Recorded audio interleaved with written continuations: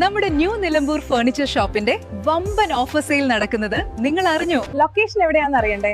തേക്കിന്റെ സ്വന്തം നാടായ നിലമ്പൂർ, പൂക്കോട്ടുംപാടം സമീപം, തോട്ടേക്കാട്. കാളികാവ് ജംഗ്ഷനിലും മങ്കുണ്ടിലുമായി മലയോര ഹൈവേയിൽ ടാറിംഗ് നടത്താനുള്ള ഭാഗം ഒന്നാംഘട്ട പ്രവൃത്തി നടത്തി. ഇതോടെ 1.5 വർഷത്തിലേറെയായി നാട്ടുകാർ അനുഭവിച്ചിരുന്ന യാത്രാക്ലേശങ്ങൾക്കും പൊടിശല്യത്തിനും പരിഹാരമായി.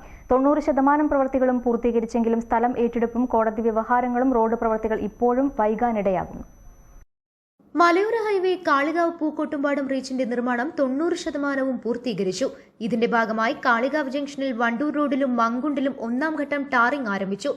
ജംഗ്ഷനിൽ നിരവധി തവണ നാട്ടുകാരും ടാക്സി തൊഴിലാളികളും കച്ചവടക്കാരും സമരവും പരാതികളുമായി രംഗത്ത് വന്നതോടെയാണ് വണ്ടൂർ റോഡ് 100 മീറ്ററോളം നീട്ടി ടാറിംഗ് നടത്താൻ അധികൃതർ തയ്യാറായത്.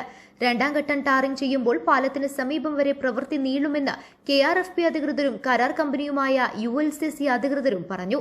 മലയോര ഹൈവേ കാളികാവ് പൂക്കോട്ടുംപാടം റീച്ചിൽ ഉതിരമ്പോയിൽ ചോക്കാടങ്ങാടി, ആനക്കല്ല്, നാരായണൻ വളവിന് സമീപവുമാണ് സ്വകാര്യ വ്യക്തികൾ കോടതിയെ സമീപിച്ചത്.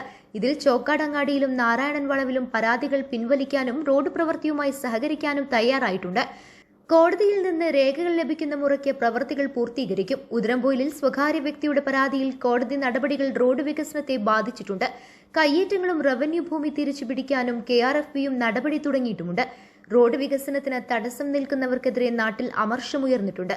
പൂക്കോട്ടുംപാടം പായിമ്പാടത്തും റോഡ് ടാറിംഗ് ഉൾപ്പെടെ തടസ്സപ്പെട്ടത് പരിഹാരമായിട്ടില്ല. News bureau, Kalikavu.